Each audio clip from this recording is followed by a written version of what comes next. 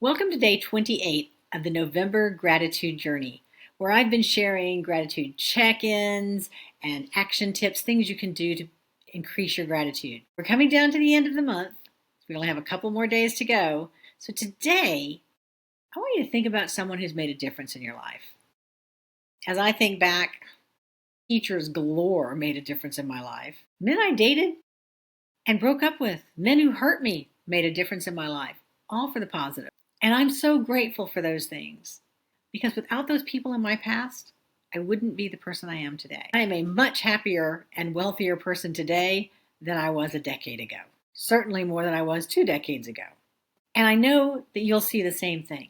So I invite you to think of someone who made a difference in your life. And if you possibly can, after you finish watching this video, go to a place where you can speak out loud without feeling awkward. Take a moment then to maybe close your eyes if possible and think about that person who made a difference in your life. Picture them in your mind's eye. If you have a picture of them on your phone, pull that up. And then I invite you to speak aloud in a warm, kind, loving voice and tell them the reason you're grateful for them. Tell them how they affected the course of your life. See, we can put that out into the ether, whether the person is alive, whether the person is passed on, whether you have any association with the person these days. You can still put that out and let them know how much of an effect they had on your life. So often, we don't even know what effect a person had on our lives until years later. So it's very possible that that person is no longer in your life, that you have no idea how to reach that person. But I can tell you that as a former teacher, it has meant the world to me when a student reached out on LinkedIn or Facebook and told me what a difference I made. I'll tell you a little story. Years ago, while I was still teaching, a colleague told me that she had several of her current students as Facebook friends. I didn't do that. And I said that I didn't do that. And I said, in fact, I don't even let them become my Facebook friends until they're age 25 because they might have younger brothers or sisters who might still be in my class and I don't want to deal with that. And her response was that it was very special to have students want to associate with her after hours or after they were out of her class, the following year.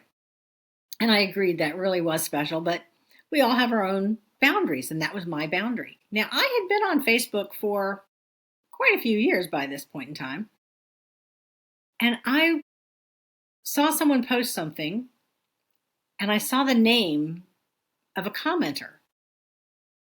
And I commented right below him, and I just kept thinking about it, that name. It was not a common name. The next thing I knew, he was commenting back to me because Wixon is not exactly normal either.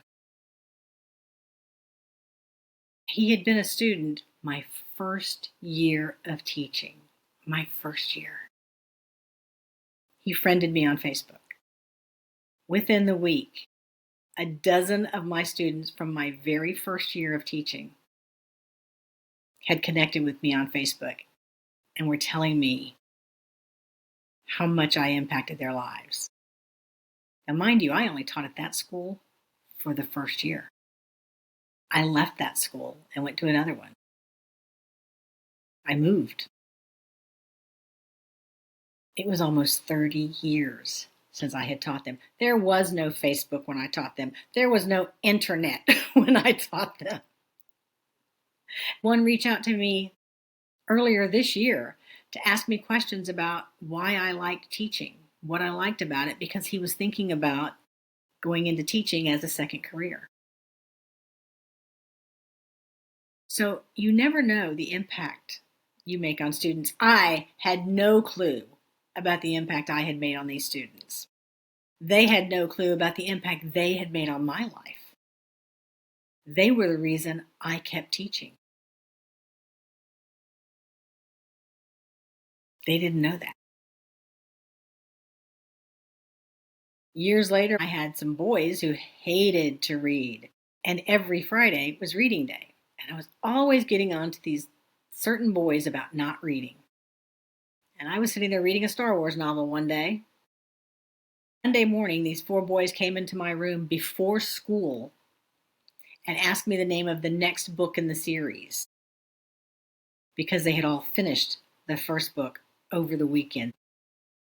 They had bought it and read it over the weekend. When I decided to get a doctorate, they inspired me for my dissertation, which was on the reading activities of 8th grade male adolescents. You may not have the opportunity to tell someone who made a difference in your life that they made that difference or what kind of difference it made. But when you speak it aloud as if you're speaking to them, their soul hears you. They will feel it. Try it. You may never know the outcome of it.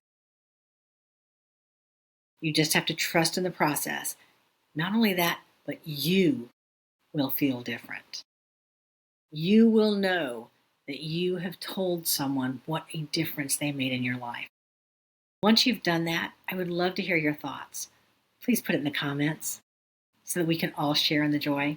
Sharing that information helps you to heal. And if you're interested in more healing, come join us in Healing Millions. It's a community of healers where every day there's a healing session that you can attend.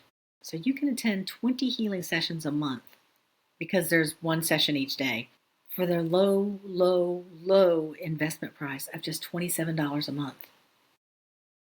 No long-term contracts. End when you can end it whenever you feel like it. But if you lock it in now, it's just $27 a month. You will receive massive, massive amounts of healing. I can attest to that because I have received massive amounts of healing. Healing I didn't even know I needed. Healing I never dreamed I needed. I thought I was doing that all on my own. But it's amazing what's happening in that community. And I invite you to check it out. The link is in the show notes. So until the next time we see each other, I wish you joy, happiness, and abundance today and every day.